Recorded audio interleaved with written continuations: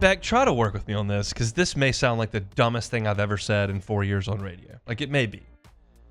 I'm always amazed at the amount of consensus that opinions generate on the top, 45 players in the draft. In my head, if you just evaluated the players and there were that many players, it would be so unlikely to me that 7 different draft analysts would think that the top 20 guys were just the top 20 guys. I would think that one person would have this guy second and one would have him 98th. It's such a subjective thing, yet there's always so much synergy in the draft, even among teams. And that would make sense if all the guys always panned out. Yeah. If the top 15 always were awesome, okay, well, they clearly saw that. But inevitably, 7 of the top 15 suck. And yet everyone thinks they're good when they go into the draft. That part is always hard for me to reconcile. I don't think I'm expressing it properly, but it's just crazy to me how everyone thinks the same about most of these players. I'm not talking about 6th and 7th rounders. I'm talking about the top 100 guys. And it doesn't always work out, is I guess what I'm saying. It's a weird science. It is, and I almost feel like maybe the problem is, and when I say problem, I mean, why I say problem is because it's almost like maybe all of these draft analysts it's like they're afraid that if they're not saying if they're not saying what everybody else is saying, then people are going to think they're stupid or their opinions aren't valid because they think, oh, wow, this guy is ranked 12th. They have him ranked 50th. He must be dumb. I'm not going to read what he has to say. I'm thinking about just complete busts of first round. Everyone thought Trevor Penning was awesome. It took him 3 years to even have a pulse.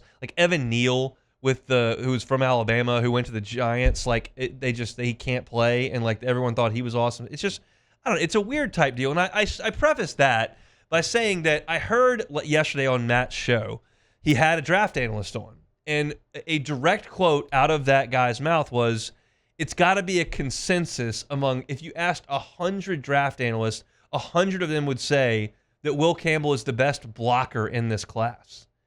And that to me was I don't think so. I don't think that's true at all. I hear Kelvin Banks' name all the time as opposed to Will Campbell. I don't hear a lot of people say, yeah, that Will Campbell guy can't play a lick, but I certainly hear a lot of folks say that Kelvin Banks is the best.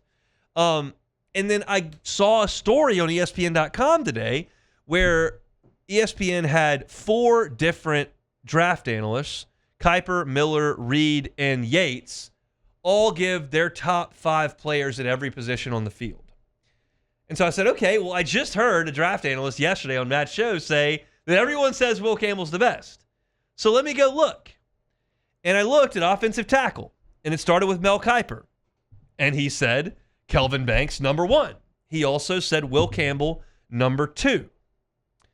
I looked at Field Yates, who's on this, and he had Will Campbell, number 1, with Kelvin Banks, number 2. Okay, we're on the same wavelength here. These 2 guys are the best 2.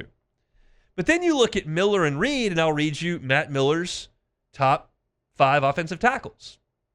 Kelvin Banks, Texas, number 1. Okay, we know that. Josh Simmons, Ohio State, number 2. Okay. Number 3, Josh Connerly from Oregon. Number 4, Airtone Ursi, Minnesota. I haven't gotten to Will Campbell yet. Number 5, Cameron Williams at Texas. Matt Miller does not have Will Campbell in his top 5 offensive tackles. Well, I'll go down to Reed. What does he say about the offensive tackles? Kelvin Banks, number 1. Okay. So we got 3 of the 4 that say Kelvin Banks is the number 1 tackle. Reed says Josh Simmons of Ohio State, number 2. Same deal. He says Armand Membu of Missouri is number 3 offensive tackle. Josh Connerly of Oregon, number 4 at tackle. Airtone Ursi, Minnesota, number 5. So Miller and Reed don't have Will Campbell in their top 5. That shocked me. I was like, that is different than the groupthink I always look at. So what's the deal? And I kept scrolling through. Oh, Matt Miller, offensive guards, Will Campbell, number 1. Reed, offensive guards, Will Campbell, number 1. That is a little bit different. Not that it was the first time that I've heard someone say that Will Campbell might be a guard. But to me, to see 2 of the 4, 50%, not classify him as the second best tackle, third best tackle, to say that, yeah, that's a guard, that to me was a little bit surprising. Like, a little bit surprising. To me, Will Campbell is a tackle that you draft to play tackle, and if you've got to Andrus Peat him and plug him in at guard, and you think he might be an elite player at that level, maybe so. I guess I wonder, though, did Reed and Miller, did they not rank him at all in tackle? They just solely ranked him at guard? Correct. They also rank him in tackle maybe at like 10 or something? I think you're putting everybody into a pigeonhole here, and for them, Will Campbell is a guard. Okay.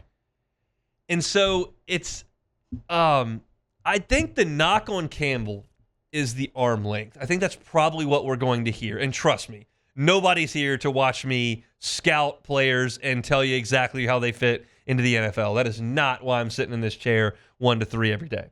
But I think that's probably what you're going to hear.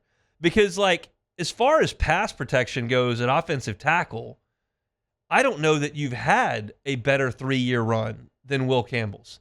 How many sacks did he allow? Like 4 in 3 years? 5? Yes. For 2 of those years, one of the best quarterbacks we've ever seen was behind him. Yes, that matters.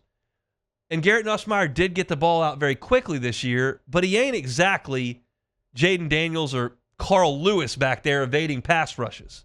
Like, he's got his limitations with mobility. And Campbell, I thought from a pass protection standpoint, was excellent. I guess the question becomes, if you don't think he's a tackle, you don't think that that trait carries over to the best pass rushers in the country, in the world, in the NFL, or you just think that the measurables dictate that he's got to move down, not the tape, the measurables. I'm not concerned if I'm Will Campbell. Like the guy Matt had on yesterday had him going 3rd in the mock. There's a lot of moving and shaking that's going to go on here over the next 3 months, and we know that. But Will Campbell's going to be the first round pick LSU's had on the offensive line in decades. And where he ends up playing, I don't know if it's that big a deal. Maybe that's easy for me to say because I'm not the one who's catching that check, and maybe because tackles get paid way more, he's really, really pushing that side of it. But I find it hard to believe, as I sit here in January, I find it hard to believe that someone is going to draft Will Campbell in the first 20 picks of the draft, maybe the first 15, maybe the first 10, maybe the first 5. I find it hard someone's going to draft him at that slot and immediately walk him right to guard. I don't find it hard to believe that he goes out there for minicamp and he starts training camp and he plays 2 preseason games and he kicks to guard. I don't find that hard to believe. I find it hard to believe that they will draft him and say, that's a guard. Maybe it happens. I mean, all the time, college tackles get kicked into guard. All the time. But it feels like if you're going to take a player that high, you would really like to slot him in at tackle, because the only thing better than a cheap high-end tackle is a cheap high-end quarterback and maybe a cheap high-end edge rusher. Everything else is less cost effective than tackle. Like you're going to end up, if you're going to go to free agent for a tackle, you're going to spend a lot of money. I would rather have one of my early draft picks that's on the cheap go out there and play tackle. So we'll see. This is semantics to a degree, having NFL draft analysts guess what actual teams are going to do. If I'm an NFL team, I'm not in a hurry to tell Mel Kiper or Matt Miller, yeah, we got the 6th pick, we got Campbell as a guard, we're thinking of taking him. Like I don't think those conversations are happening all the time. So I'm not suggesting this is gospel, but it is a little bit different than the usual groupthink. And for a guy that hadn't played a single snap at guard since maybe his freshman year of high school, Will Campbell was certainly a tackle at Neville and certainly never played guard at LSU. I feel like he's going to get that opportunity at the next level. If it has to kick down to guard at some point, so be it. I just don't know if that's a guarantee, like it looks like 2 of these draft analysts believed to be the case. So plenty of time to talk about the NFL draft, but Will Campbell figures to be a pretty rich dude here in the coming weeks. Hey, thanks for watching Hunt on LSU. Before you get out of here, do us a couple of favors. Hit that like button, leave your comments below, and subscribe to the channel for all your Fighting Tiger football talk. See you next time.